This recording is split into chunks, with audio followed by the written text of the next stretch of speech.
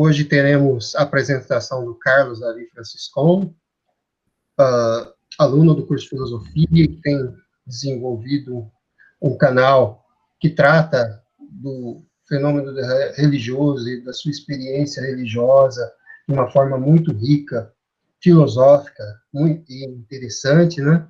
E que também produziu um livro a respeito de uma experiência existencial a qual foi acometido, né? E que, a partir dessas iniciativas, fez com que nós o convidássemos para se apresentar hoje. Essa iniciativa se insere na ideia de a filosofia dialogar com vários olhares sobre a realidade, quer seja o olhar religioso, independente da faceta religiosa do indivíduo, mas o olhar religioso, o olhar científico, enfim, isso vai ocorrer na próxima. Ou seja, nós queremos fazer com que a filosofia ela se intere nas questões humanas, sejam elas de quais ordem forem, né? E nesse momento, então, é com muito prazer que temos a presença do Carlos Davi Franciscon. O encontro será mediado pelo professor Paulo Rogério. Então, Carlos Davi, em nome da instituição, eu gostaria de dar a você as nossas boas-vindas e encerro essa minha apresentação com um lembrete, né, de Padre Antônio Vieira. Ele diz que, semeadores do Evangelho, eis aqui o que devemos pretender nos nossos sermões, não que os homens saiam contentes de nós, senão que saiam muito descontentes de si. Não que lhes pareçam bem os nossos conceitos, mas que lhes pareçam mal os seus costumes, as suas vidas, os seus passatempos, as suas ambições, enfim, todos os seus pecados. Por entender que a religião tem como prima facie o desafio desse ato de religamento, é muito bom tê-lo aqui e espero que você possa compartilhar, né, sua experiência filosófica, religiosa, existencial com a gente. Obrigado. Obrigado, professor Edson, professores aí que vão me auxiliar na mediação.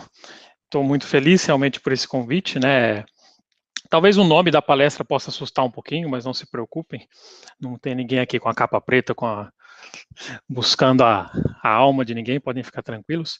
E também, apesar de ser uma palestra que trate de alguns temas, né, referentes à religião, referentes ao cristianismo, não é uma palestra religiosa no sentido de tentar convencer alguém de algum ponto de vista, tá? A grande ideia aqui é abrir o diálogo, é debater, contar um pouco das experiências, de como essa experiência, essa vivência religiosa tem ajudado pessoalmente. Tá tranquilo o áudio, pessoal? Estão me ouvindo bem? Só dá um joinha aí que eu já consigo acompanhar.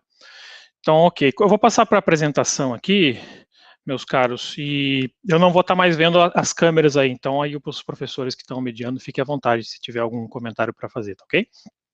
Não é uma apresentação longa, aí no final deixa um tempo para a gente trocar uma ideia, fazer algumas perguntas, tá legal?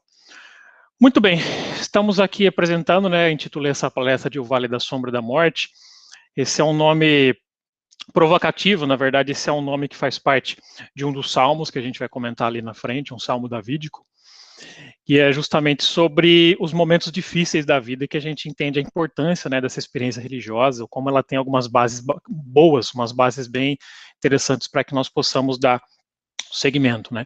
Então, o subtítulo aí são reflexões filosóficas e existenciais sobre a fé cristã no enfrentamento das circunstâncias da vida.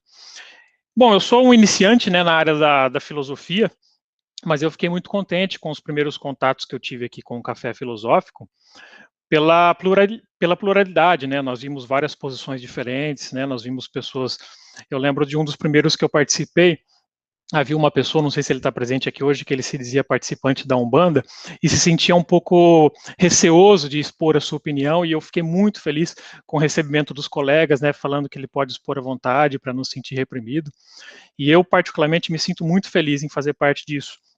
Nós sabemos que o fenômeno das religiões, né, principalmente o fenômeno do fundamentalismo religioso, ele tem pegado muito forte. Perdão. Então, eu acho que a religião ela tem que ser uma ferramenta para unificar as pessoas, né? como o professor comentou aí no início, né, algumas etimologias aí da própria palavra religião, né, o religare, essa reconexão do humano com o divino. Isso eu acho muito importante. Muito bem. Uma apresentação bem rapidinha.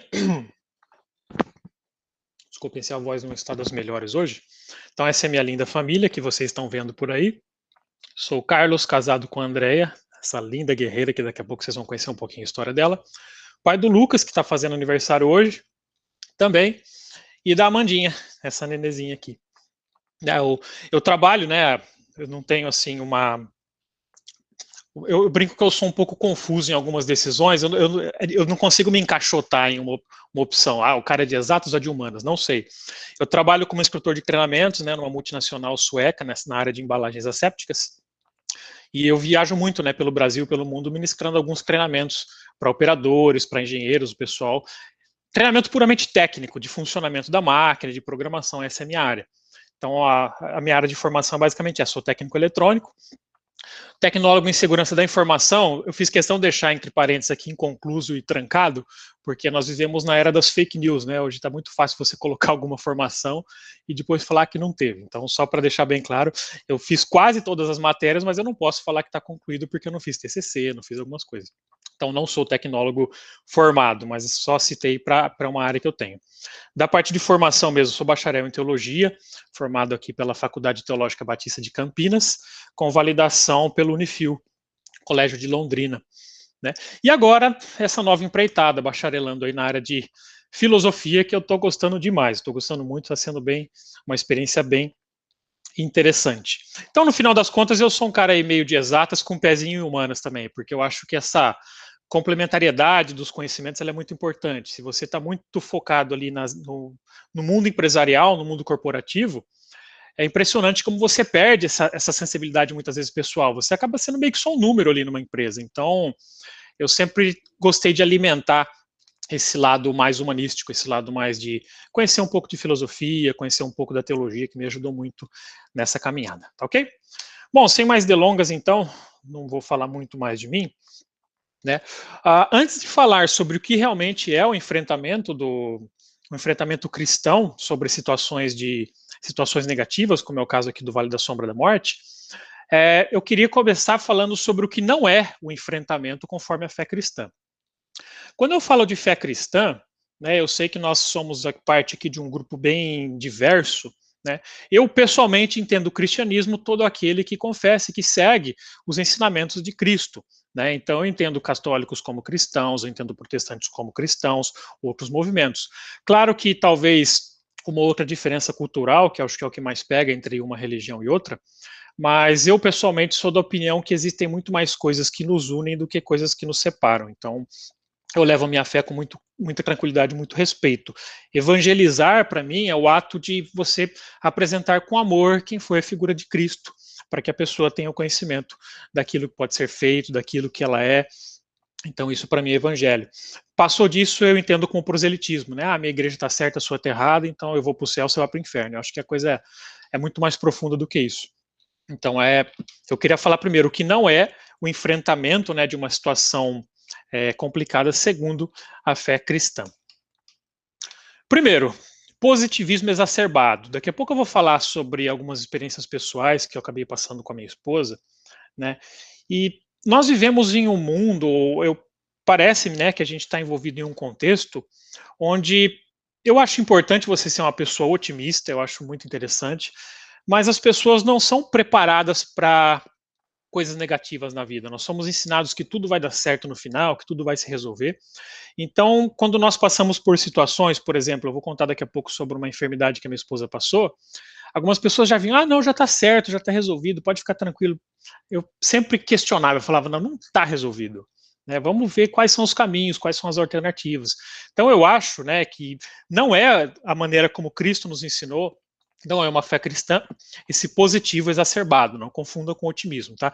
Ou seja, você só vê o lado bom das coisas, sempre achar que vai dar tudo certo, e a gente tem que estar preparado para o pior muitas vezes também, por mais estranho que possa parecer, ok?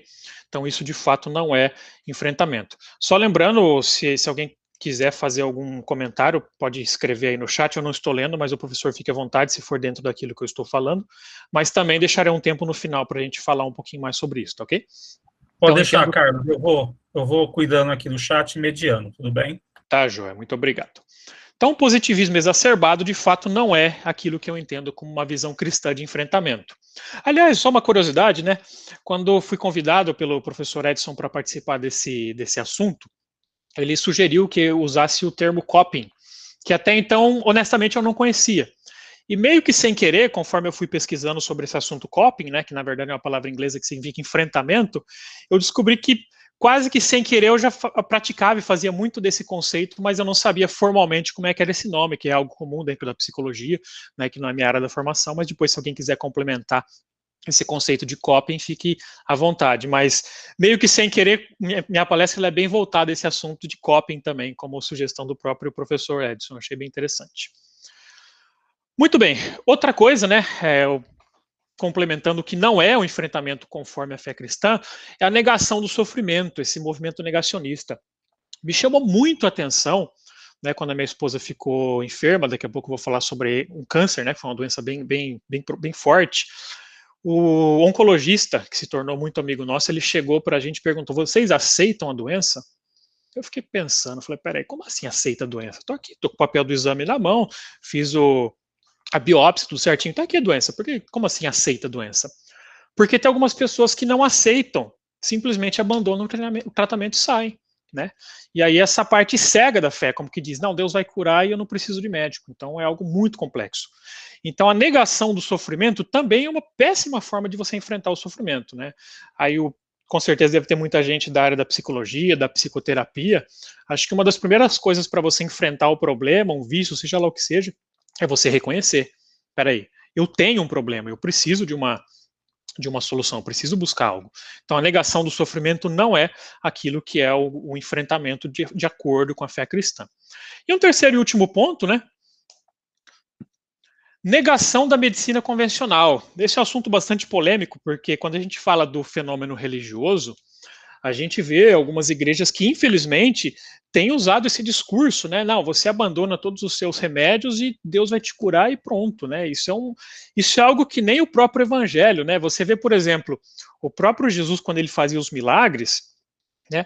Os milagres não eram assim totalmente sem objetivo, totalmente, digamos assim, avulso, só curar por curar, né?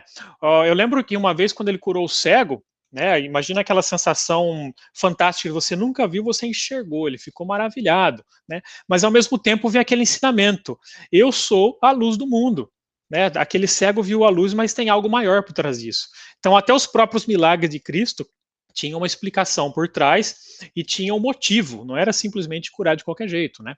A multiplicação dos pães, dos peixes e vários outros milagres eram seguidos de grandes ensinamentos, como eu sou o pão da vida, né? Vocês estão comendo pão, mas eu sou o pão da vida, usando aí estendendo um pouco aquilo que foi dito, não é? Então a negação da medicina convencional realmente não é parte da fé cristã. E a gente vê também vários outros exemplos, por exemplo, quando Paulo escreve uma das suas epístolas a Timóteo, Timóteo sofria com problemas no estômago, a gente vê isso, não lembro se na primeira ou na segunda epístola a Timóteo, e Paulo recomenda, olha Timóteo, recomendo que você tome um pouco de vinho, né, com água por causa das suas dores de estômago. Peraí, não era só eu pedir e impor a minha mão que está curado em nome de Jesus? Então a gente vê que mesmo nos textos bíblicos as coisas são muito mais interessantes, não é aquela coisa assim, não é aquele curandeirismo fake, né? A coisa tem um princípio por trás, inclusive até dessas questões de cura. Né? Eu creio em milagres, né? Seria hipócrita se eu falar que eu sou um cristão que não crê em milagres, mas os milagres não são de acordo com a nossa vontade, eles acontecem quando tem que acontecer. Ok? Bom, isso foi então para mostrar aquilo que não é o enfrentamento conforme a fé cristã, ok? Uma outra movimento que tem me preocupado também, dessa negação da medicina convencional, vocês devem estar se preocupando com o mesmo, né, movimento, nós como futuros filósofos aí, os professores que já são filósofos também, nós temos visto o fenômeno das fake news crescer, o fenômeno antivacina, que isso me preocupa demais. Algumas doenças que já foram exterminadas há tempo estão querendo retornar por causa desse movimento antivacinas. Ou seja, as pessoas têm uma tendência muito grande a acreditar em teoria da conspiração. Por quê? Porque é meio que parte, talvez, de um sentimento pecaminoso nosso, querer fazer parte de um grupo que tem um conhecimento especial. Não, peraí, a verdade tem que ter alguma coisa por trás disso, então eu me sinto, de certa forma, especial em fazer parte de um grupinho que tem um conhecimento que ninguém tem, né? Isso sem comprovar, sem comprovação de nada, então isso é algo complicado. Então esse negacionismo, tanto da medicina convencional, do próprio sofrimento, são coisas que têm atrapalhado muito a fé cristã, e são coisas que não estão de acordo com aquilo que eu particularmente entendo como enfrentamento cristão desse tipo de situação. Tá legal? Bom, falando então mais especificamente, né, sobre o enfrentamento cristão, COP, agora uma apresentação positiva daquilo que realmente é, eu quero colocar 3 pontos aqui, e aqui já começa alguma certa diferença. Eu quero citar, né, esse texto retirado aqui do Salmo. Nas Bíblias de tradição protestante, judaica, esse é o conhecido Salmo 23, o Senhor é meu pastor. Porém, na Bíblia de tradição católica, ele é o Salmo 22. Então, por isso que às vezes estranho, pô, peraí, o Senhor é meu pastor não é o Salmo 22? Você está falando do 23? Mas isso são questões de organização dos números. A gente sabe que os números dos capítulos, eles vieram bem depois, né? Na época que os textos foram escritos, eles eram escritos assim diretamente, né? Não era, por exemplo, imagina o apóstolo João escrevendo Apocalipse, bom, agora eu vou escrever o capítulo 1, capítulo 2. Então a coisa foi direta, e aí os capítulos vieram para facilitar o estudo posteriormente. Então, só algumas diferenças, porém o texto essencialmente é o mesmo, tá? Então, uma introdução ao coping cristão, ao enfrentamento, o primeiro ponto que eu queria colocar, que eu acho bem interessante, é esse de Davi, né? Davi, que foi um grande rei aí de Israel, um período muito importante da monarquia de Israel. No seu Salmo 22 ou 23, de acordo com a sua tradução, o começo desse salmo é aquele bem conhecido, o Senhor é meu pastor e nada me faltará. E nós somos muito levados hoje em dia a algo que nós, como teólogos, chamamos de teologia do recorte. O que é teologia do recorte? Você pega um texto, você descontextualiza ele, você ignora toda a hermenêutica por trás desse texto e você aplica. Então, por exemplo, como que começa esse Salmo 23 ou 22 aí? O Senhor é meu pastor, nada me faltará. Se eu pego essa frase solta, qual que é a ideia que eu tenho? Não vai me faltar nada, eu vou ter tudo do bom e do melhor, eu vou ter... O pessoal costuma colocar muito esses versículos em carros dos 0 quilômetros, né? Mas, na verdade, não vai faltar nada, nem mesmo provações, né? Porque a continuação do Salmo mostra algumas coisas bem tenebrosas que acontecem com o próprio Davi. Então, num dos trechos, né, desse Salmo, quando ele diz assim, ainda que eu ande pelo vale da sombra da morte, né, eu só coloquei um pedacinho do texto aqui, não temerei mal algum, porque tu estás comigo. Então, um enfrentamento interessante nesse ponto de Davi é o seguinte, ele entende que Deus não é aquele que o livra do vale da sombra da morte, mas é o Deus que está com ele, ainda que ele passe pelo vale da sombra da morte, ou seja, é uma possibilidade muito real de que eu passe por esse vale, lembrando que esse vale é no sentido figurado, tá? Não há um local específico chamado esse é o vale da sombra da morte, né?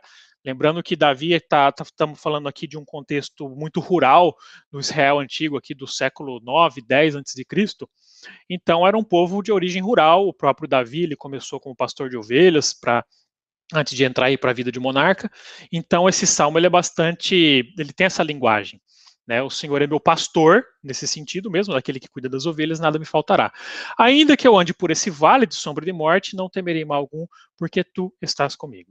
Então esse é o primeiro ponto do que eu penso do enfrentamento cristão, é entender que existe a possibilidade do sofrimento. Então a gente não pode viver como se o sofrimento nunca fosse fazer parte das nossas vidas. Ok?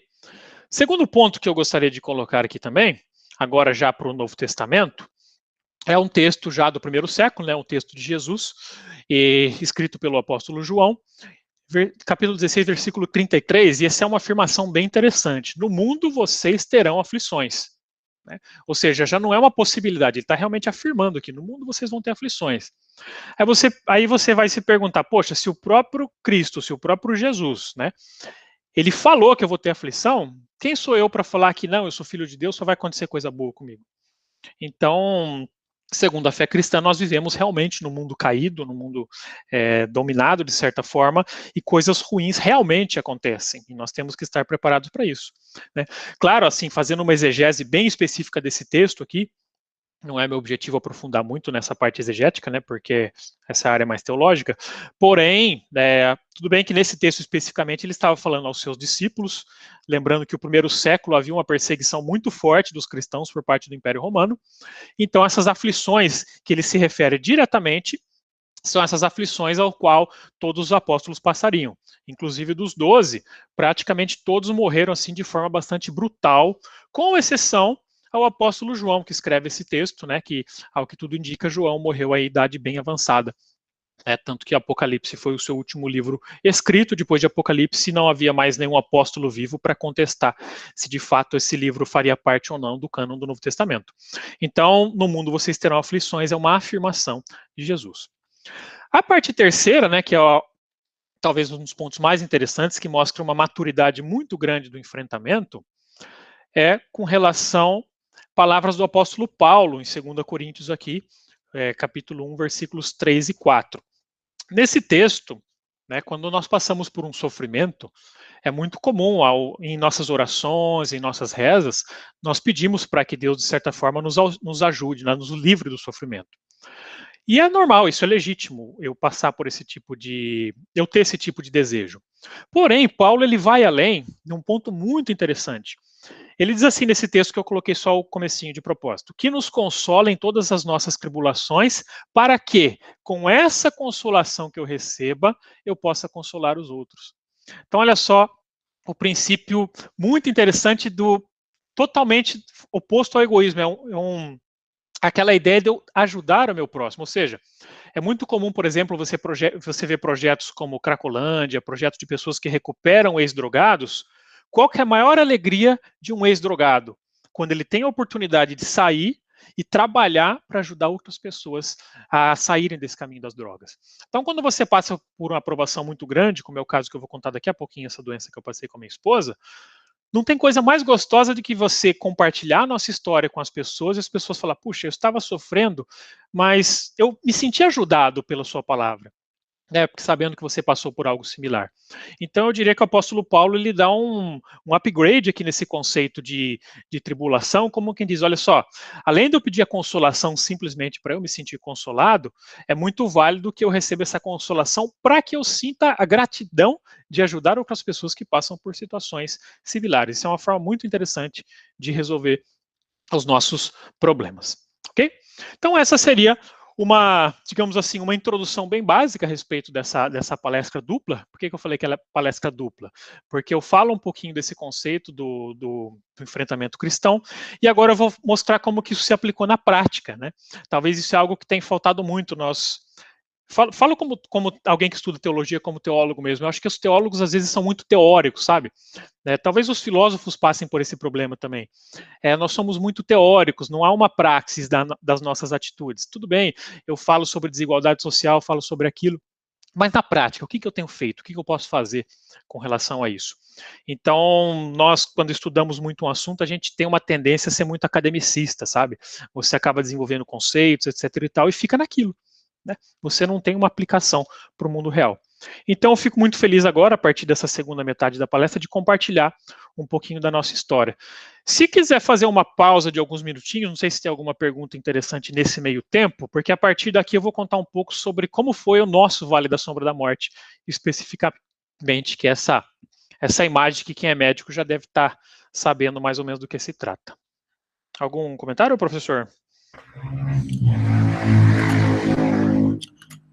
Carlos, não temos nenhum comentário aqui, mas já deixo aberto se alguém quiser se manifestar no microfone, fazer alguma pergunta inicial, é interessante também.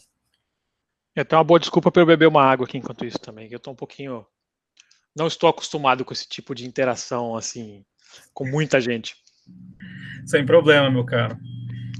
Pessoal, alguém deseja interpelar o nosso caro palestrante, Carlos, com alguma pergunta, algum comentário? Lembrando que eu estou no segundo semestre de filosofia, hein, moçada? Pega leve, por favor. Não, eu queria fazer uma pergunta assim, a respeito da praxis, né? Claro. Santa Catarina de Sena, ela fala que toda virtude ela é praticada. Então, Desculpa, cortou um pedacinho da sua fala, perdão, pode repetir? Santa Catarina de Sena fala que toda virtude é praticada no próximo. Certo. E daí também a gente entende que todas as coisas que a gente tem por bem, a gente faz ao outro.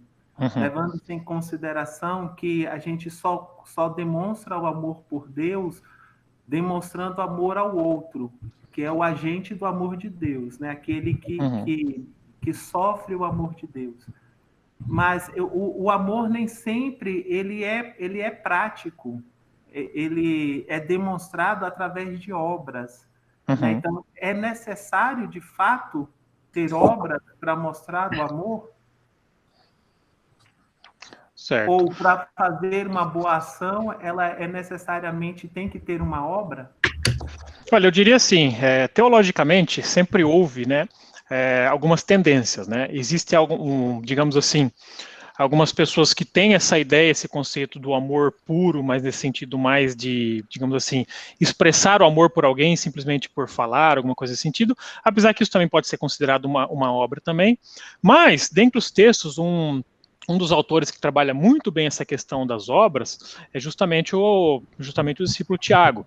Santiago, nas suas epístolas, ele trata essa ideia de que a fé sem obras ela é morta. Isso é um texto do próprio Tiago. Então eu penso assim, na fé cristã nós entendemos que até as nossas boas obras, elas dependem de Deus para agir. Então eu faço a minha boa obra, não no sentido de alcançar alguma coisa, porém, como mínimo de gratidão pelo simples fato de ter recebido já algo de Deus. Então eu acredito que sim, né, digamos assim, um dos frutos da nossa fé, da demonstração da nossa fé, é realmente essa obra de amor ao próximo. Mas, por exemplo, você tem situações onde as pessoas realmente alcançam essa salvação de Cristo e não tem nem tempo de fazer uma boa obra. Por exemplo, Cristo ele não foi crucificado sozinho, ele foi crucificado junto ali com 2 ladrões, né? E um desses ladrões, ele teve simplesmente o tempo de confessar aquilo que ele estava errado, de reconhecer o Senhor de Cristo, e ele recebeu essa salvação. Então, do ponto de vista de obra, ele particularmente não teve tempo de fazer nada, né? Mas eu tenho certeza absoluta que se ele tivesse ali mais um tempo, né, mesmo ali na cadeia, imagine que ele não fosse condenado à morte, imagine que ele fosse preso, talvez ali na cadeia ele teria tempo de evoluir um pouquinho as suas boas obras. Mas eu acho que é um bom ponto bem interessante que você colocou, perdão, eu tô sem olhar as câmeras aqui, qual que é o nome do amigo que fez a pergunta? Irmão Pio. Tá ok, irmão Pio. Então, eu acho muito válido isso, que realmente, quando nós fazemos, nós demonstramos ao outro. Inclusive, essa expressão, se você fizer uma pesquisa rapidinha aí no Google, uma das expressões que mais se repetem no Novo Testamento é a expressão uns aos outros. Amei uns aos outros, fazer isso uns aos outros, porque realmente é uma das formas de você demonstrar o seu amor pelo próximo também. Uma pergunta. Ontem minha vizinha morreu. Por causa dela ter morrido, ela é super religiosa? Essa é a pergunta que eu quero entender. Carlos, o que eu entendi aqui é que ele quer saber por que a vizinha, assim, é uma coisa que eu acho que é bem complicado, porque é uma questão aí, né? Ele quer saber por que a vizinha dele morreu ontem de câncer se ela era super religiosa. Então ele está querendo fazer uma relação em que ela era super religiosa, mas ela morreu de câncer. Então eu acho que você até já colocou algumas coisas, né, de forma anterior aí. Certo. Eu poderia complementar, por exemplo, né, com o texto de Paulo, onde ele diz assim: se a nossa esperança está só nas coisas dessa vida, nós somos de todas as criaturas as mais miseráveis. Então, quando nós temos uma relação muito próxima com realmente a palavra de Deus, né, e eu estou falando religioso, é que a palavra religiosa ela ficou um pouco desgastada nos dias de hoje, né? Porque quando a gente fala uma pessoa religiosa, às vezes a gente tem a ideia daquela pessoa super cega que não quer saber de outras coisas, mas eu estou falando assim, no sentido, a etimologia original, a palavra, uma pessoa religiosa, uma pessoa que tem apego, ela entende que o final da nossa vida não é esse, né? A gente vê pessoas, por exemplo, né, o próprio Jesus afirma que dentre os nascidos de mulher não houve maior do que João Batista, por exemplo. Qual que é a forma que João Batista morreu jovem ainda? Ele foi decapitado. Ou seja, a nossa fé, a nossa religião, ela não nos livra de situações ruins. Ela nos dá base e parâmetros justamente para enfrentar e para passar por essas situações e, de certa forma, ajudar a inspirar outras pessoas. Da mesma forma como eu vou contar uma história de superação, a minha esposa poderia não ter superado essa história que eu vou contar, e eu poderia estar aqui falando do luto que eu sofri, mas ainda assim estaria falando como é que eu enfrentei esse luto através do enfrentamento religioso também. Acho que seria mais ou menos nesse sentido, né? Exato, Carlos. Legal. Vamos ver aqui no chat. Não, nós não temos mais nenhuma pergunta. Joia, eu vou seguir para a parte mais... Eu só queria enfatizar que quando você fala exatamente sobre uma vida cristã bem vivida, ela não prescinde da possibilidade do sofrimento.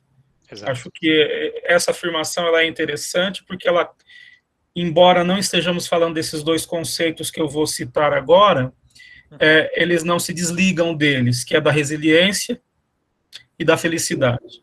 Então, adotar uma vida em que tenha a possibilidade do sofrimento é também voltar lá para os estoicos, com certeza, né? Provavelmente você já fez filosofia antiga, está fazendo? Estou fazendo. Está fazendo, ótimo. Então já é um exercício do próprio momento, né? Então essa vida bem vivida da tranquilidade da alma, ela não prescinde exatamente do que eu falei, que é de um projeto de felicidade e um projeto de resiliência. Então, muito bacana o que você colocou. Está amplamente dentro de um contexto estoico, né, um contexto também filosófico de vida existencial. Legal. Eu agradeço aí pelo complemento, professor. Eu acho que a teologia e a filosofia, elas andam juntas em vários momentos, né? O próprio Paulo, o apóstolo Paulo, um dos citados aqui, há um momento no Areópago grego onde realmente ele tem uma conversa assim, bastante amigável com epicureus e com estoicos, né? E me chama a atenção a forma como ele abrange, porque hoje quando a gente fala de religião, né, muita gente se diz, religião não se discute, não é? E eu particularmente penso que é justamente por não se dispor a discutir que está essa bagunça que a gente vê hoje aí, do pessoal mercantilizando a fé. Se tem uma das poucas coisas que realmente deixaram Jesus bastante irritado, se você ler nos evangelhos, vocês viram por que ele ficou irritado. Foi justamente quando transformaram ali, né, o templo em um covil de ladrões. O pessoal usava para fazer câmbio, para vender, né, os próprios animais que seriam sacrificados, então isso realmente irritou ele. E o apóstolo Paulo ele tem um approach assim, muito interessante quando ele chega diante desses filósofos, porque ele estava ali para evangelizar de fato, né? Se fosse nos dias de hoje, ele ia chegar chutando tudo, quebrando imagem, fazendo aquilo, ele ia chegar chutando tudo. Não, como é que Paulo chegou? Paulo era um cara muito conhecido, um dos grandes intelectuais do primeiro século, penso eu, o apóstolo Paulo.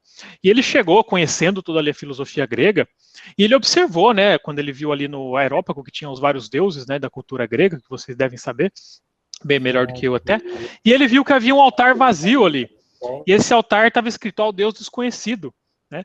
Porque esse altar é justamente um deus que é adorado, para o caso de que eles não se lembrem de algum deus, os gregos tinham esse altar dos deuses desconhecidos. E Paulo ele começa justamente, olha, atenienses, né, vejo que vocês são zelosos, etc e tal, né? Hoje eu vim falar desse Deus aqui, o Deus desconhecido, que criou os céus, a terra e o mar, ou seja, ele dá um approach evangelístico, respeitando a opinião, ele não chega quebrando tudo, e ali teve os seus frutos, né? Então, acho que esse respeito ele é muito válido, né? É que as pessoas acabam confundindo um pouco essa discussão e ela se torna uma discussão apaixonada, né? No mau sentido, né? Discussão de time de futebol, de política, mas a discussão ela sempre tem que ser aberta para essas possibilidades também.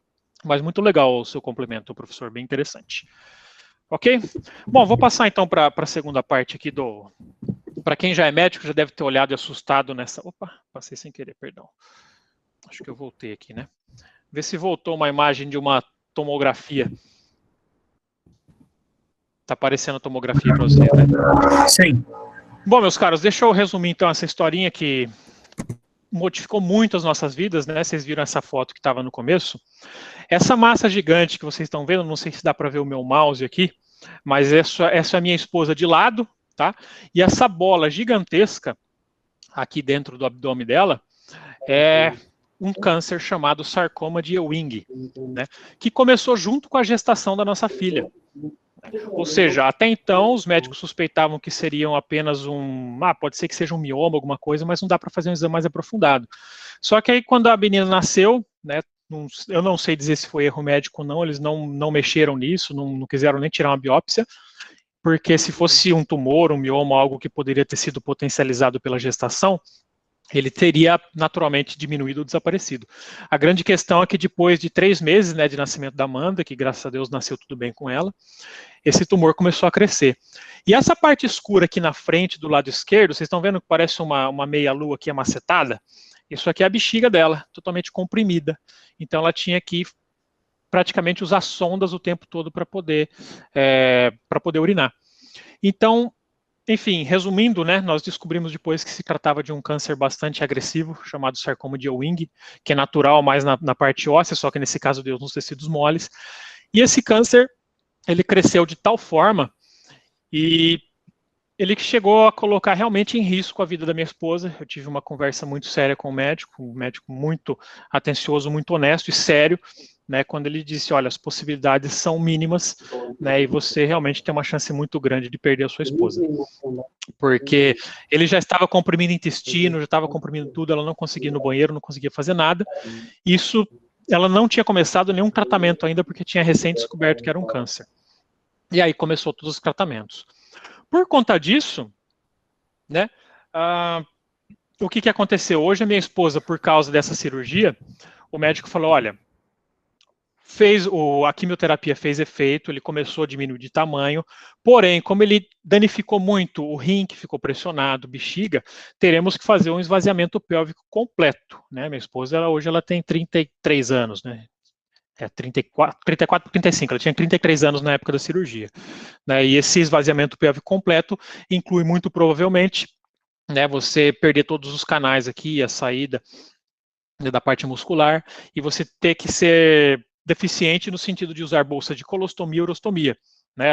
Assim, eu aprendi esses termos médicos meio na marra, porque eu também não sou da área médica, mas basicamente são orifícios na pele, né, onde você faz o cocô e o xixi, definitivos. Então, eu diria que aquilo que nós vivemos em família, essa experiência, né, dessa fé que nós trazemos, quando nós somos confrontados com isso, e a forma como nós lidamos com isso, acabou modificando, e muitas pessoas ao redor começaram a comentar acerca da forma como nós enfrentamos. Em resumo, hoje, né, só para resumir um pouco a história, a nossa nenê está bem, já tem 3 anos, a minha esposa realmente teve que fazer um esvaziamento completo, ela usa 2 bolsas de colostomia e urostomia, e pelo fato do rim ter sido pressionado por tanto tempo, infelizmente ela entrou em falência renal, e ela tem que fazer sessões de hemodiálise 3 vezes por semana. Mas aquele sorriso que você viu naquela primeira foto é um sorriso de alguém que já está nessa condição, né? Então, embora seja eu que esteja apresentando todo esse tema aqui, eu acho que digamos assim, a grande inspiração dessa história, se um dia eu tiver a oportunidade de gravar alguma coisa com ela, é a minha esposa e a forma como ela tem enfrentado tudo isso. Então, essa experiência me mostrou que cristianismo levado a sério, ele não é história da carochinha, ele é algo que realmente modifica a vida das pessoas, né? E esse é o meu convite que eu faço para você, que aí está, de repente, fazendo suas divagações, pensando num movimento ou outro, né? Não denigrindo ou desmerecendo qualquer movimento religioso, mas realmente ter uma fé cristã me ajudou muito, e é isso que eu gostaria de compartilhar nesse momento, né? Para mim foi fundamental, né, ter essa fé, ter essa serenidade, né, como o professor comentou, uma palavra bem interessante, a palavra resiliência, né, de saber, olha, pode dar certo e pode não dar. Eu realmente estava preparado para perder minha esposa, né? Por mais que seja um pouco estranho falar dessa forma, a gente tinha esse tipo de conversa com a minha esposa. Eu falei, olha, Carlos, se infelizmente eu vier a partir, a gente pode fazer isso. A gente tinha conversas muito sérias a respeito disso. E graças a Deus aconteceu o contrário, né? Claro, ela tem as suas sequelas ali, mas ela está super bem. O câncer foi removido já há 3 anos, ela tem que fazer os exames constantes, é claro, né, para poder verificar se não... Inicialmente a cada 3 meses, depois a cada 6, mas felizmente não tem nenhum sinal do retorno desse câncer até então. As margens estavam completamente limpas, apesar da cirurgia de praticamente 9 horas da remoção de toda essa massa e todos os demais tecidos que estavam em volta. Então, essa é a parte prática da nossa experiência. E aí, com base naquilo que eu comentei sobre o coping cristão, essa inspiração para compartilhar, né, ela nasceu nesse aplicativo de celular chamado Notes, né? Existe um preconceito de algumas pessoas que se dizem religiosas, quando elas dizem que doenças emocionais e doenças da alma são coisas que não fazem parte das pessoas que são religiosas. Isso é um grande preconceito. Eu acho que a quantidade de pastores e padres que estão se suicidando hoje, vocês têm essas estatísticas, elas são grandes. Porque há um preconceito de que a pessoa que é cristã, ela nunca vai ter um problema emocional, nunca vai ter um problema, nunca vai precisar de psicoterapia. Isso é uma grande falácia, né? Porque nós somos seres humanos, nós passamos por dificuldade, né? Nós podemos consultar um psicólogo, um psicoterapeuta, um psiquiatra, porque nós somos seres espirituais, seres biológicos, nós passamos por desequilíbrios. Então, essa ideia de escrever tudo aquilo que passava em notas foi a ideia de um psicoterapeuta que eu tinha na época. Ele falou, olha, é interessante, né? Às vezes você está num momento estressante, alguma coisa assim, desabafa, né? Pega as notas e escreve. Então era uma forma interessante de eu colocar isso para fora. Inicialmente sem pretensão nenhuma, né? Eu deixava simplesmente essas notas aqui conforme as coisas acontecendo. Hoje minha esposa foi fazer quimioterapia, hoje ela foi fazer radioterapia, né? Então era simplesmente um diário, né? E a partir do momento que, enquanto ela estava em quimioterapia, mesmo ainda iniciante, quando algumas mulheres, principalmente, né, porque infelizmente, estatisticamente, boa parte das pessoas que estavam fazendo quimioterapia junto com a minha esposa eram mulheres que tinham câncer de mama, que é um dos cânceres com maior incidência dentro das mulheres hoje. Então, muitas vezes a minha esposa era chamada pelas enfermeiras para ajudar a consolar, muitas vezes, uma pessoa que ia passar por um tratamento, né? E isso nos inspirou, de certa forma, a pegar essas notas e transformar no segundo ponto, que são algumas palestras, né? Então, aqui nessa foto você está vendo, né, eu estou aqui de pezinho, a minha esposa, ela está... Nossa, sumiu. A minha tela está bem borradinha aqui. Deixa eu ver se está aparecendo tudo bem. Eu acho que a minha esposa está tirando essa foto. Olha, eu procurando ela aqui, ela não está.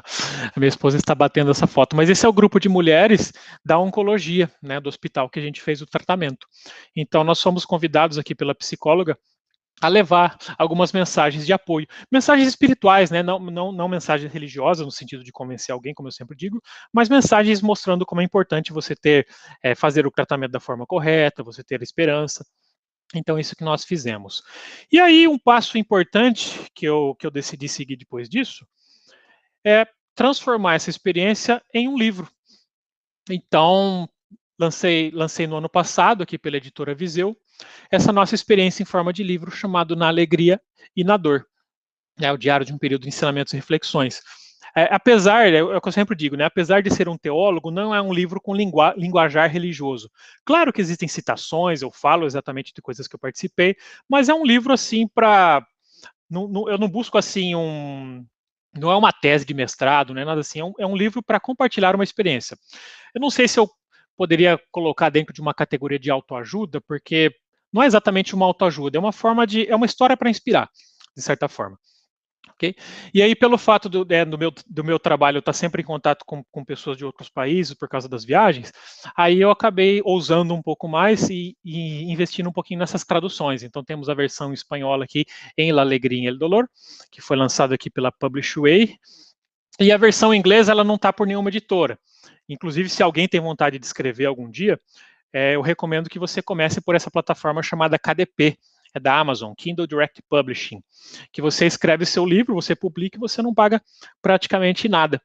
Né, você recebe os seus royalties, é bem interessante, a plataforma KDP. Depois, se alguém quiser, eu não vou falar dessa plataforma na palestra, mas tem os meus contatos aí no final, a gente pode dar algumas dicas legais. Então, por enquanto, esse livro na versão inglesa, Enjoy in Sorrow, ele está como publicação independente pela própria Amazon, que dá para encontrar no site da Amazon também. Ok? Antes de encerrar, né, e ver se tem mais alguma pergunta aqui para o final, acho que tá tranquilo dentro do tempo, né? Mais ou menos uma hora que a gente tem planejado. Antes de passar aqui para a parte final, eu gostaria de encerrar com uma frase de um dos meus pensadores favoritos, como eu já citei do primeiro século, que é o apóstolo Paulo, né? Olha só, ainda que eu falasse a língua dos homens e falasse a língua dos anjos, sem amor eu nada seria. Esse na verdade, é o final, né, de um grande texto muito bonito de 1 Coríntios 13, onde Paulo trabalha a questão do amor. Acho que o Renato Russo gostou dessa parte também, né? Tem uma música bem legal que ele fez com relação a isso. É justamente isso, meus caros, a ideia de compartilhar um pouco disso com vocês no sentido de mostrar para vocês que realmente a fé cristã ela é relevante, né? Apesar de, infelizmente, a gente ver muitos movimentos fundamentalistas aí tentando mostrar que o cristão é aquele cara preconceituoso, aquele cara que não aceita nada, mas, na verdade, né, seguindo o exemplo do próprio Cristo, o cristão é aquele que acolhe, é aquele que mostra o caminho, é aquele que nos leva ao arrependimento e é aquele que nos leva de volta ao encontro ao nosso Pai. Então eu encerro com essa frase de Paulo, né? Eu tenho aqui as referências, eu posso passar essa apresentação para vocês depois, e aí eu fico à disposição de vocês, né? Agradecendo aqui pela oportunidade que os professores me deram, eu fiquei muito feliz, e tem aí os contatos para quem quiser ficar à vontade aí. Os livros e também alguns contatos meus, né? Tem o meu e-mail aqui da live. No YouTube, né, eu sou professor de ensino bíblico também, aqui no canal da Igreja Batista Aliança, mas são ensinos bíblicos, né, não são ensinos no sentido de religiosos sobre determinada denominação. Né, o canal é da Igreja Batista Aliança, mas os ensinos são expositivos, exposições bíblicas. E um blog que eu deveria atualizar com mais frequência, mas infelizmente não atualizo, mas pelo menos a cada 2, 3 meses tem um artiguinho novo, que é o blog theoscore.blogspot.com. Né, Theos, que é uma palavra que vocês da filosofia já conhecem bem profunda, é a palavra Deus, e core é a palavra do inglesa, né, que é o centro, né, o coração mesmo, o núcleo, .blogspot.com. Tá legal? Bom, fico à disposição aí do professor, de alguém que quiser fazer algum comentário. Vou ligar a câmera de volta aqui. Carlos, muito obrigado pela sua brilhante fala, pela sua brilhante apresentação, por falar da experiência religiosa na própria prática, com sua partilha, com seu testemunho, com sua experiência. Em muitos momentos, eu não vou nem começar a falar, porque senão eu tomo a voz de fala de outras pessoas, mas em muitos momentos a gente pode linkar a experiência religiosa com a experiência filosófica no que diz respeito a sentido de vida. Mas voltando aqui ao chat, só para a gente terminar os comentários aqui, tem uma pergunta do Silvio Francisco de Oliveira, diz o seguinte: boa noite, gostaria de entender qual o motivo de certas pessoas entrarem em desespero mediante ao sofrimento e outros conseguem manter a calma e enfrentar com serenidade? Olha, eu penso que a resposta para esse tipo de questionamento, ela envolve até muito mais questões psicológicas do que propriamente religiosas. Eu penso assim, a teologia, ela dá ferramentas muito interessantes de preparação. Então, quando você tem uma compreensão adequada da teologia, você entende que o sofrimento, de certa forma, é passageiro. O problema é que é difícil você entrar, eu penso que cada pessoa é um universo à parte, né? É difícil você entrar na cabeça de uma pessoa e saber exatamente até que ponto ela recebeu essa informação. O próprio Jesus, quando ele fala da mensagem do Evangelho, ele diz que essa semente que é o Evangelho, quando ela é lançada, algumas pessoas são como solos arenosos, né? Ou seja, não tem condições da planta crescer. Algumas pessoas são solos cheios de espinhos, ou seja, ela até começa a enraizar, mas na hora que ela começa a crescer, ela se sente sufocada. Então, eu não tenho uma resposta precisa de por que algumas pessoas realmente não conseguem viver dessa forma. O que eu diria é o seguinte: eu também imaginei que eu não conseguiria. Né? Quando eu via, por exemplo, eu nunca passei por essa situação de enfermidade na família. Quando eu via alguém passando por uma situação, o que vinha à minha cabeça? Meu Deus do céu, se eu passar por isso, eu não sei se eu dou conta, não. Mas quando e aí fica o convite para você vivenciar essa fé. Quando você vivencia, você consegue perceber coisas que você nem imaginava que você seria capaz de suportar. Não pela própria força, porque eu entendo que talvez todos tenham o mesmo potencial, mas pela graça e misericórdia de Deus, entendendo um pouco da sua mensagem, eu fico feliz por ele ter me capacitado dessa forma. Mas eu realmente não sei como eu passei por isso. Eu sei que funcionou, basicamente, dessa forma. Boa noite a todos. Veja o seguinte, realmente, essa questão que o Carlos Davi falou, que a fé move montanhas, muito interessante. Também o Santo Antônio, né? Eu lembro que o Santo Antônio falava muito nessa questão de a fé sem obras é morta.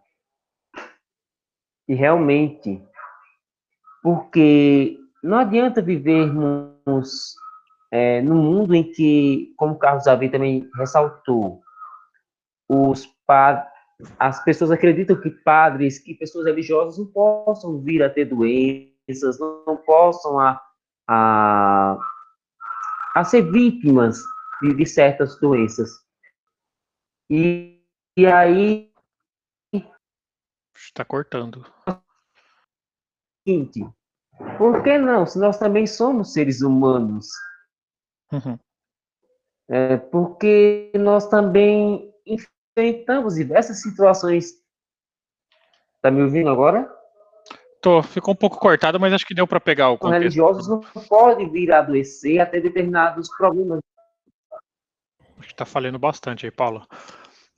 Ok, Paulo, acredito que deu para... Conseguiu entender um pouco, Carlos, a pergunta dele? Sim, acho que na verdade não foi uma pergunta, né? Foi meio que um comentário, né? Comentando que realmente é importante você entender a pessoa religiosa como alguém que é limitada também, né? Digamos assim, ser uma pessoa que tem uma crença não te transforma em alguém, em um Superman, por exemplo, que você é imune a qualquer tipo de dificuldade. Na verdade, eu penso que a crença, que o cristianismo, no caso, ele te capacita, mas ele não te poupa, né? Como eu disse, não poupou o próprio Davi, não poupou o próprio Cristo, não poupou João Batista, por que pouparia eu, né? Como diz popularmente, né? Quem sou eu na fila do pão? Então, é dessa forma que nós entendemos, que ele nos capacita, mas não nos isenta dos problemas. Depois nós temos alguns comentários aqui. Uhum. Temos aqui o sofrimento, mais sobre o sofrimento, acho que é sobre o mesmo conteúdo, tá bom? Santo Antônio de Paula também falou que a fé sem obras é morta, a depressão é o mal do século, independente da religião. Muito bom, parabéns. Temos muito em comum, Carlos, o Cleison falou. Legal. E aqui nós temos uma pergunta do irmão Pio. Diante da desconfiança do amor de Deus, como transmitir esse amor? Falo de pessoas profundamente feridas. Exato. Essa é uma pergunta interessantíssima, né? Um fenômeno, né? Quem foi o irmão Pio que fez? Muitas vezes, né? Ele falou sobre pessoas ressentidas ou pessoas magoadas, né? Existe um fenômeno hoje que talvez não tinha muito no passado, que são os chamados desigrejados. São pessoas que foram ou até cristãs em algum momento, tiveram sua experiência, mas por algum tipo de decepção, por algum tipo de problema que essas pessoas passaram, elas simplesmente deixaram de frequentar as suas reuniões, né, deixaram de frequentar aí as suas igrejas e acabaram muitas vezes se tornando pessoas ressentidas, se esse for um momento específico, tá? A igreja, como um todo, ela se tornou muito boa para apontar o dedo, né, para falar, você está errado nisso, você está errado naquilo. Mas a gente entende que, apesar da igreja ter um papel ético importante, né, de direcionar alguns parâmetros do mundo, uma função da igreja, aí quando eu falo igreja, né, a própria palavra igreja, eclésia, né, do grego, não significa prédio, né, apesar de a gente chamar igreja tal, a palavra igreja significa eclésia, é uma assembleia, um encontro de pessoas, né? Então, quando eu falo igreja, eu estou falando das pessoas que se reúnem em nome de Cristo, independente de qual seja a religião. Então, quando essas pessoas se reúnem, né, elas acabaram esquecendo de uma função importante da igreja, que é a função de abraçar, que é a função de acolher, né? Antes, por exemplo, né, quando a gente fala da mulher que foi apedrejada, por exemplo, né, que foi pega em adultério, antes de qualquer apontamento sobre aquilo que ela fez de errado, a primeira coisa que Jesus fez foi acolher. Falar, peraí, depois eu quero saber da sua vida, né, usando minhas próprias palavras. Vem cá, alguém aqui tem pecado? Nunca pecou? Alguém nunca pecou? Não. Ou seja, primeiro ele acolheu, né? Depois é um processo de disciplina, um processo amoroso, né? Porque muita gente acha que é sair condenando, sair mandando as pessoas para o inferno, né? Eu gosto muito da parábola do rico e do Lázaro, porque é interessante que essa parábola do rico e do Lázaro, ela mostra uma ilustração de uma pessoa que era muito boa, que servia a um senhor muito rico, que era malvado, era, digamos assim, era uma pessoa que não era muito boa. Aí essa pessoa morreu, né, e foi para essa linguagem antiga, né, da linguagem hebraica, foi para o seio de Abraão, e o rico foi para o inferno. E é interessante que a pessoa que foi para o céu tem nome, o nome dele era Lázaro. E a pessoa que foi para o inferno era simplesmente o rico. Ou seja, se nem Jesus se preocupou em dar nome a quem vai para o inferno ou não, quem sou eu para mandar uma pessoa para o inferno? Né? A grande questão é eu aprender a compartilhar esse amor. Né? Então, acho que nesse sentido, né, que o nosso colega colocou, eu penso que um ponto importante de tratar as pessoas ressentidas é ter o coração aberto, é abraçar, é ouvir. Né? Ouvir nunca é demais, é ouvir. O que está acontecendo, se tornar amigo dela. Eu acho que o nosso conceito de evangelismo, ele está muito no sentido da anunciação. Mas a ideia do evangelismo é você andar junto, é você ser amigo da pessoa, você compartilhar, você abraçar, independente se isso vai ter resultado ou não. Quem trabalha por resultado são as empresas que trabalham por resultado. A gente trabalha para compartilhar o amor, porque muitas vezes a gente não recebe esse amor de volta.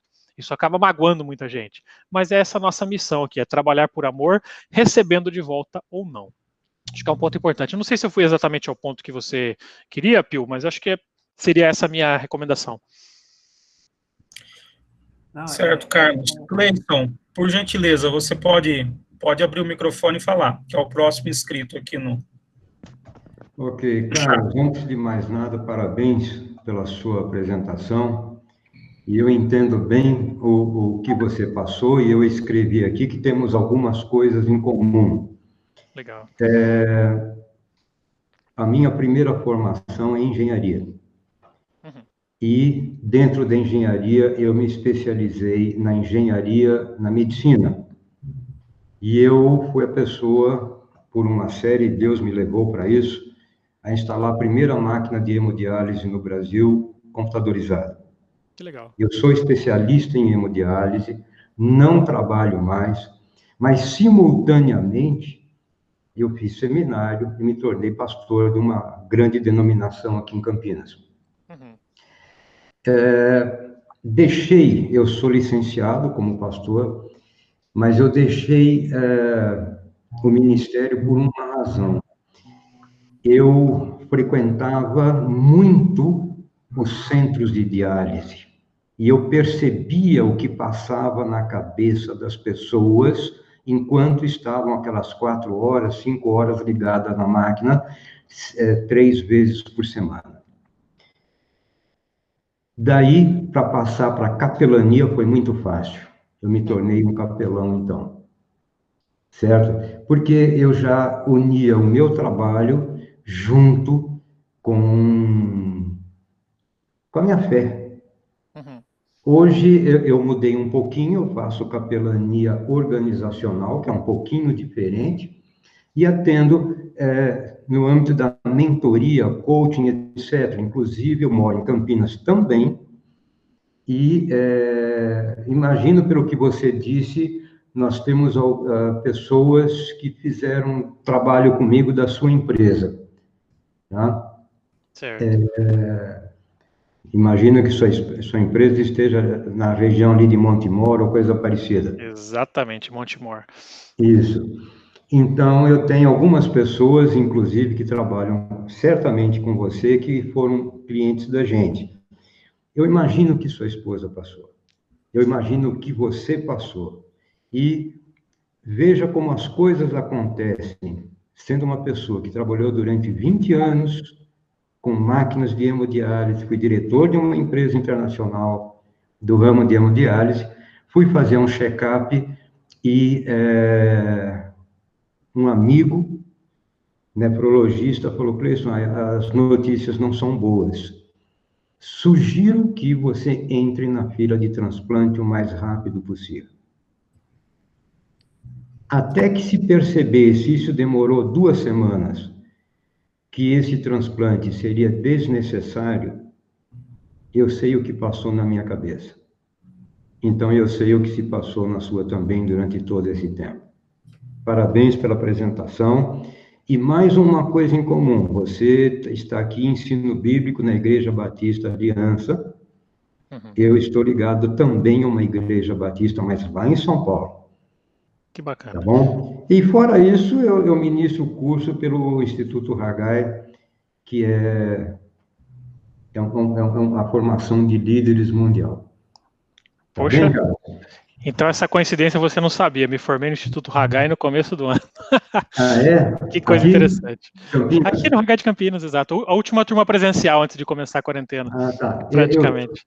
Veja, vamos manter contato, é um grande prazer. Você é muito novo. Eu fiz os primeiros treinamentos internacionais do Haggai, quando não tinha no Brasil ainda. Que o bacana. Ebenezer Bittencourt é um grande amigo também. Que tá legal. Bom? Gente, desculpa uma coisa, mas veio me lembrar coisas assim de 30 e tantos anos de trabalho profissional e convivendo com as pessoas como o Carlos e a esposa passaram. Isso, só quem passa sabe o que é isso. Desculpe, muito obrigado. Estamos Imagina. Eu que agradeço o comentário, acho que agregou demais para a gente. Legal. Algo mais?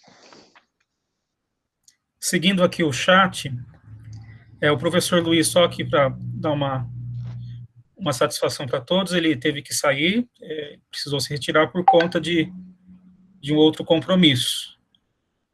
Mas ele quer deixar registrado aqui que a palestra acrescentou novas perspectivas para a filosofia e para outras áreas do saber. Muito bom. Tá? Confirmo também a fala do professor Luiz Geraldo. O Luiz Antônio da Silva, ele tem a seguinte questão. Supondo que Cristo retornasse hoje, como você crê que seria a reação dele diante da igreja que aí está? Olha, essa é uma pergunta bem interessante. Eu acho que seria pior do que a reação que ele teve diante dos vendilhões do templo, né? É claro que a volta de Cristo é um assunto bastante complexo, porque depende muito da sua linha, da linha apocalíptica que você segue, né? Que Apocalipse é um livro bastante complexo, né? Mas eu entendo, assim, o que ele quis dizer com essa ideia, né? Qual seria a reação, em termos, assim, o que ele faria, né? Eu penso, né, como a própria palavra já diz, que muita gente vai chegar naquele grande dia de se encontrar com Cristo e vai falar, Senhor, mas em teu nome nós fizemos isso, nós fizemos aquilo, e ele vai simplesmente falar, olha, não os conheço. Então eu penso que vai ser uma reação assim, bastante negativa, como quem diz, olha, tenho nojo de vocês, como o próprio Deus falou na boca do profeta Isaías, eu quero vomitar vocês da minha boca, usando algumas palavras bastante fortes. Então, no que transformar o Evangelho de Cristo hoje, realmente é motivo de grande vergonha para todos os que são cristãos e têm levado a sério o ensino de Cristo.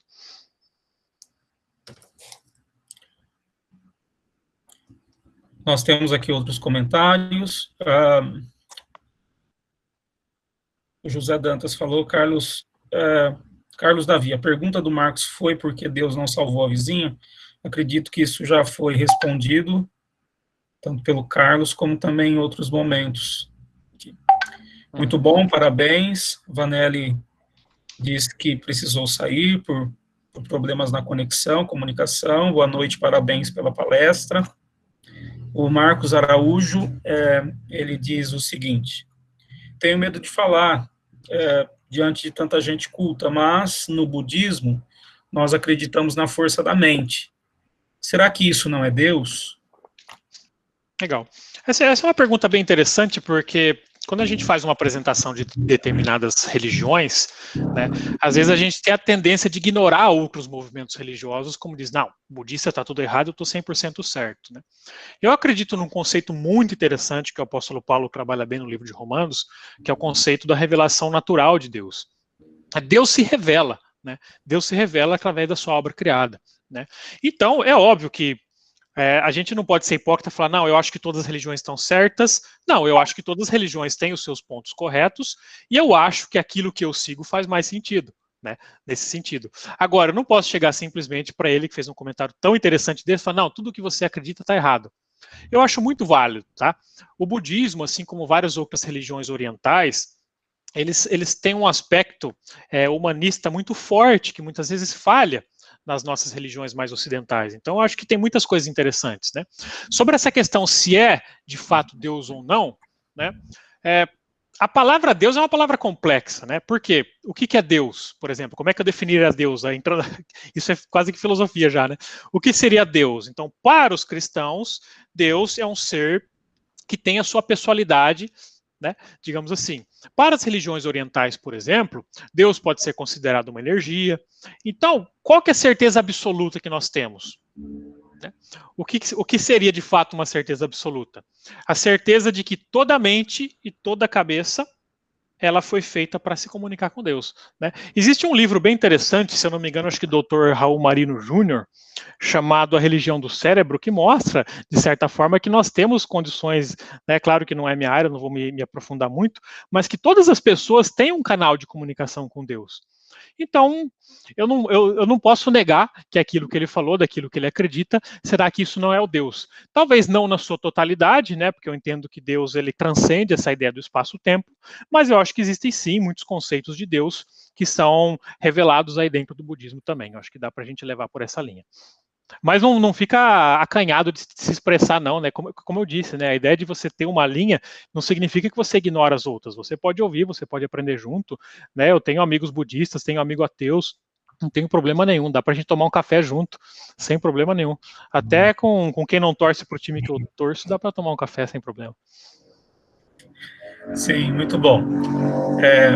Conselheiro filosófico, de excelente palestra, conteúdo muito relevante para o aconselhamento filosófico. De fato. Júnior, por gentileza, pode abrir o microfone e falar. Ok, boa noite, professor, boa noite, colegas, boa noite, o palestrante. Boa noite. Hoje, eu posso compreender o exemplo que o senhor nos passa sobre determinação e fé diante das atribulações, a fé fundamentada em Cristo. Porque eu cuidei da minha mãe por 5 anos, ela fazendo hemodiálise. Ela, muito cristã, foi para o céu, minha mãe já foi para o céu, mas muito cristã, eu cuidava dela, cuidei dela. Um momento tive constrangimento em perguntá-la, mas mesmo assim me encorajei e perguntei: mãe, por que, mesmo diante dessa situação, a senhora fazendo hemodiálise, porque eu tenho conhecimento prático e teórico também sobre hemodiálise, eu sei o que é isso. Ela disse: meu filho, a minha condição de ter fé em Cristo não me exime de passar por sacrifício. Esta é a minha maior chance de mostrar para ele que eu sou fiel a ele. Então, essa resposta, para mim, me desmontou diante da minha mãe, sabe? Eu fiquei preocupado em abalar ainda mais a condição dela e percebi que ela estava firme na rocha, como é um ditado entre os evangélicos, os cristãos, né? Sim. Mas eu só queria fazer uma colocação que é muito interessante as palavras do senhor, o que o senhor nos traz em termos de determinação. Eu parabenizo o senhor, a família do senhor, especialmente a sua esposa, por esta determinação, viu? Obrigado, agradeço pelos comentários, né? Obrigado. Aqui nós temos... muito obrigado, o Marcos falou, eu acredito em Nossa Senhora. O José Dantas disse que está saindo. Carlos, eu tenho uma pergunta para você. Claro. No livro, eu gosto muito da fenomenologia da religião, que embora não trabalhe tanto com aspectos revelacionais e teológicos, ela se preocupa bastante em tentar descrever as percepções humanas de como o eu, o sujeito, ou a consciência, o que acontece com a consciência quando ele reconhece o místico e o sagrado. Tem um livro bastante interessante do Rudolf Otto, que é um fenomenólogo, filósofo, escreveu o livro Sagrado, inclusive, e tem uma afirmação um tanto curiosa dele, uma epígrafe dos seus capítulos, que diz exatamente o seguinte: um Deus compreendido não pode ser Deus. E aí, levando em consideração todo o aspecto da fé e da fé e na crença da revelação, tá? E em face a toda a limitação da percepção humana, tá?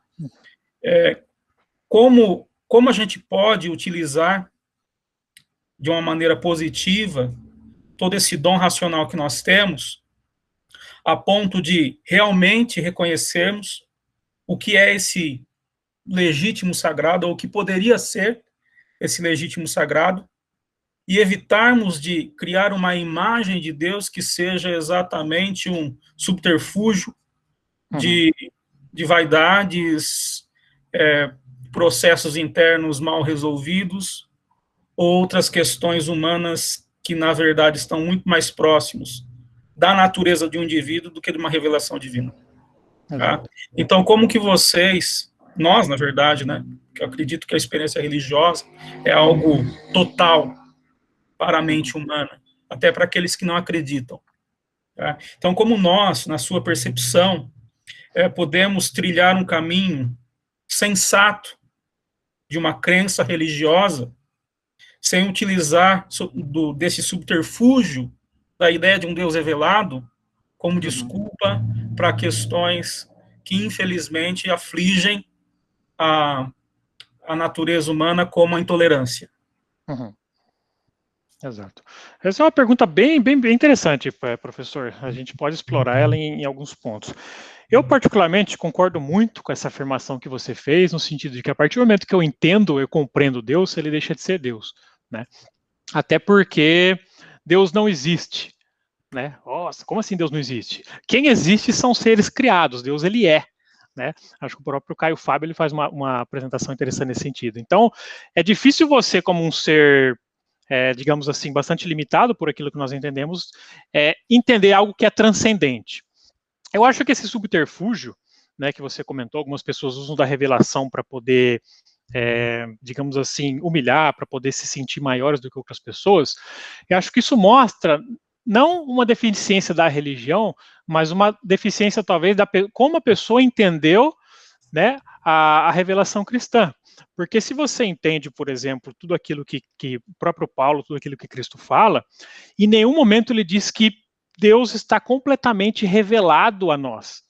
Né? O próprio apóstolo fala, olha, hoje aquilo que nós vemos assim, de maneira nublada, obscura, um dia não será revelado plenamente. Então, se nem os primeiros detentores dessa palavra cristã, eles são capazes de limitar Deus para poder usar isso como subterfúgio para julgar alguém, quem somos nós? Então, eu penso que um caminho, né, tentando entrar nessa linha que você comentou, um caminho é justamente, talvez até o Sócrates possa ter esboçado algo nesse sentido, quando ele diz que ele só sabe que nada sabe, porque quanto mais ele aprende, mais ele vê o quanto é limitado, né?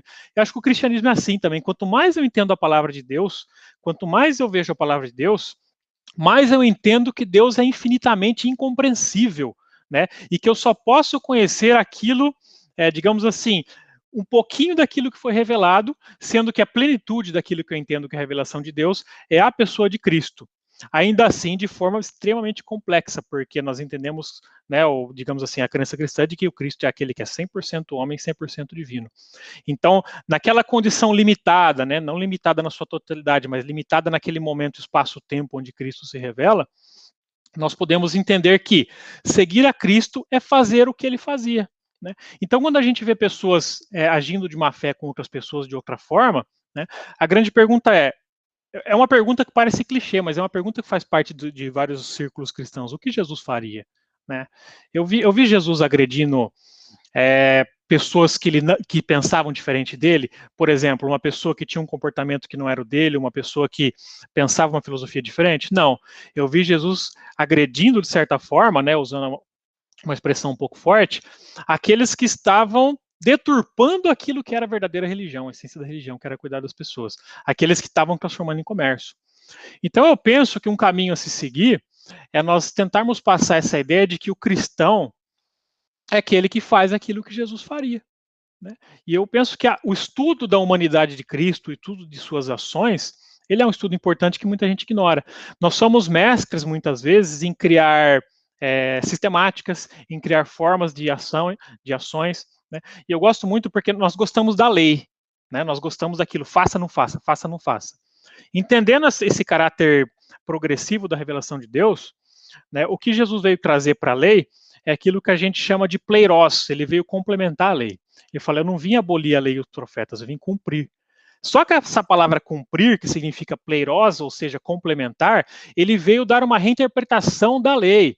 Então, olha só, a lei dizia o seguinte, quem mata é assassino, certo?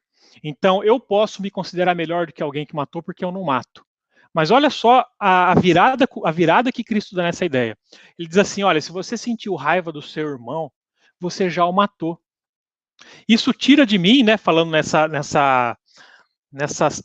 a forma como algumas pessoas agem, isso tira de mim esse direito, puxa, eu posso condenar um bandido ao inferno, eu posso chegar a atacar ele porque eu não matei, mas você sentiu raiva de alguém. Ou seja, você tem o mesmo potencial que ele tem para cometer coisas erradas, né?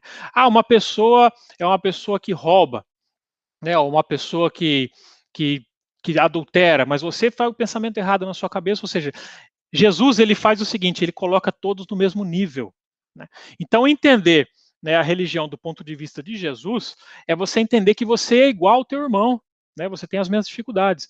Então, eu não vejo, né, uma outra forma de explicar essas pessoas que usam da religião para outras pessoas, que se não pessoas que realmente não entenderam o que Jesus queria. Essa talvez seja a minha percepção. Não sei se eu acabei dando uma tangibilizada aí naquilo que você perguntou, Paulo, mas eu penso nesse sentido, né?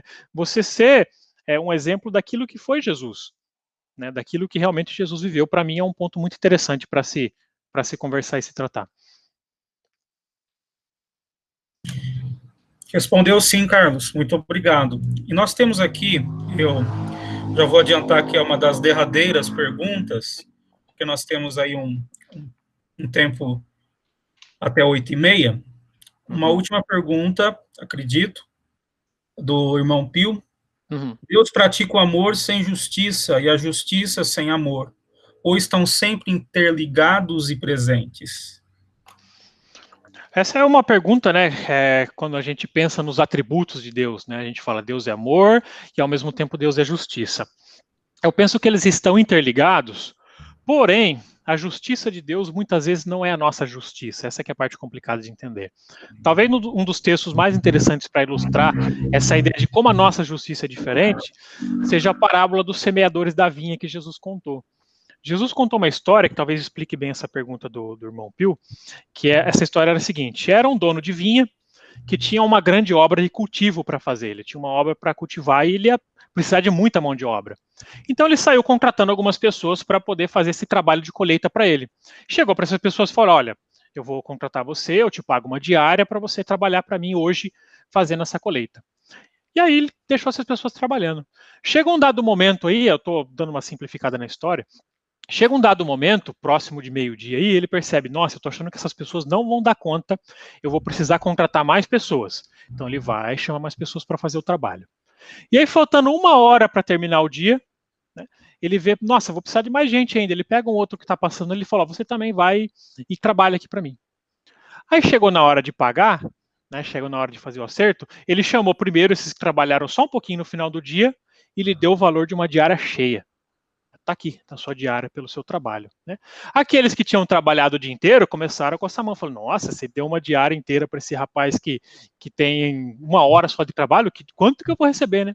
E ele deu exatamente uma diária para todos, inclusive para esses que trabalharam o dia inteiro, que se sentiram injustiçados, né? Mas a justiça dele não é a justiça de Deus, porque Deus diz, a vinha é minha, né?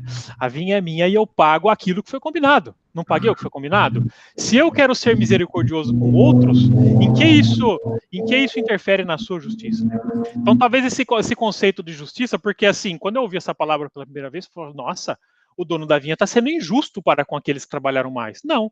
Ele quis usar de uma bondade para aqueles que ele contratou por último. Mas ele foi plenamente justo, pagando aquilo que era essencial.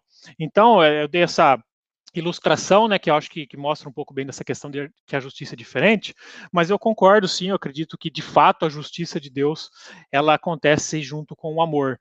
Deus, ele se entristece, eu penso, né, quando ele tem que usar de justiça para alguém que faz algo errado nesse sentido. Então eu penso que elas sim andam juntos, são atributos de Deus também. Muito bem, lembrando de Tomás de Aquino, nós temos aí todos os atributos que existem em Deus, existem em sua sempre em ato, sempre em ato puro.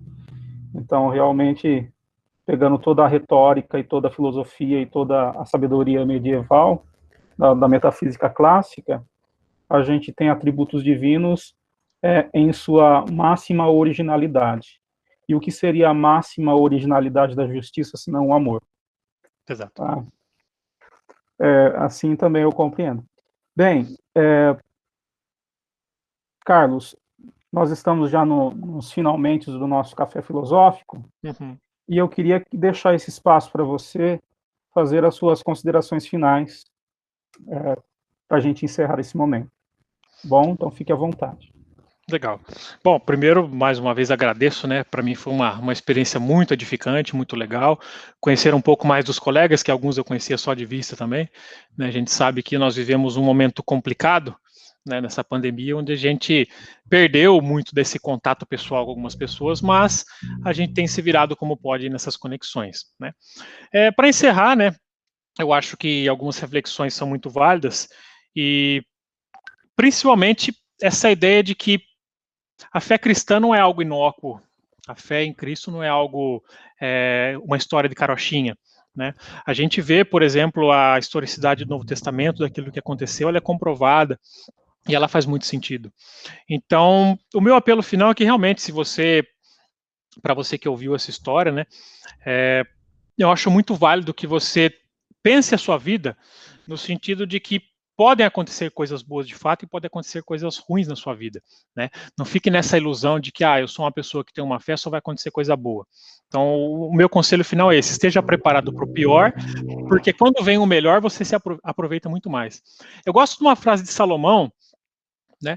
E talvez a gente possa até linkar Salomão com Pascal, que ele falou algo parecido. Depois eu vou explorar essa ideia melhor em alguma das matérias aí. Mas Salomão, um dos seus provérbios, ele é muito interessante. Ele diz que há mais sabedoria na casa de luto do que na casa de festa. Trazendo isso para uma linguagem de hoje, é como se Salomão falasse: olha, tem muito mais sabedoria num velório do que numa balada, por exemplo, do que numa festa. Nossa, mas que coisa, por quê? Porque na casa de luto, ou no momento da dificuldade, é onde nós paramos para pensar na vida. Enquanto que ali simplesmente na festa a gente está simplesmente vivendo. Então, quando nós paramos para pensar na morte, quando nós paramos para pensar nas nossas limitações, nós aprendemos a viver de uma forma muito mais completa, muito mais interessante. Então, fica como esse conselho final, essa reflexão interessante de Salomão aí. Eu estou falando mais ou menos do século X a.C., aproximadamente. Aí. Há mais sabedoria na casa de luto do que na casa de festa. Muito bom, Carlos. Então, já deixo para você 2 indicações para futuramente você explorar nos seus escritos e fazer um link com a filosofia. Diga. Você retomar o texto do Montaigne, como filosofar e aprender a morrer, um texto belíssimo, e retomar toda a questão do existencialismo do Heidegger, do ser para mortos. O projeto de vida que se faz quando vislumbramos a possibilidade da morte. Então, isso gera uma angústia, mas é uma angústia que valida sempre a projeção de novos passos e a ressignificação de novos passos. É muito interessantíssimo. Eu acho que esses textos e esses autores, eles podem linkar em muitos momentos com o tema que você trabalhou brilhantissimamente aqui em nosso café. Agradeço muito o seu em disponibilizar parte do seu tempo, parte do seu esforço em nos falar essas palavras belíssimas. Agradeço também a sua esposa, que esteve com você aqui na palestra, esteve com você também. Agradeço a sua família, e que outras oportunidades também se renovem para que você retorne aqui e continue trazendo novas perspectivas, principalmente com o trabalho da filosofia. Aqui o Carlos colocou o e-mail dele, tá bom? O link. Estou colando as informações aqui, esses links da última página aqui, do livro também, nas versões nos 3 idiomas aí, para quem quiser conhecer um pouco mais. Então, dá um Ctrl+C, Ctrl+V, já copia tudo aí, hoje é prático, né? Então, e fico à disposição, tá, com os canais, com os contatos, e agradeço realmente aí a oportunidade, professor. Muito bem, meus caros, agradeço também a participação de vocês, e o Café Filosófico é esse espaço para que tenhamos conversas sadias, conversas emergentes e conversas significativas, como as que estamos fazendo nas últimas semanas e com esse projeto do café. Tá? E também sempre faço convite, você, o que você pode partilhar aqui para a gente no Café Filosófico? Que tema você pode partilhar? Café Filosófico é nosso. Café Filosófico é para a gente conversar e debater. E quem sabe você esteja aqui no próximo, também com brilhantíssimas palavras, apresentando um pouco daquilo que você estudou, daquilo que você vivencia. Bom, agradeço muito o contato de vocês, agradeço muito a participação de vocês, Infelizmente, o Edson, o professor Edson, que iniciou essa sala, ele teve que sair por conta de um compromisso, e algumas pessoas não puderam entrar. Então, esse café está sendo gravado, e muito provavelmente nós disponibilizaremos também o link para que vocês acessem, e outras pessoas também que não puderam entrar. Bom, deixo aqui meu agradecimento a todos, um bom restinho de noite, um bom final de semana, até o próximo café. Valeu, pessoal, até mais. Obrigado, professor. Boa noite a todos.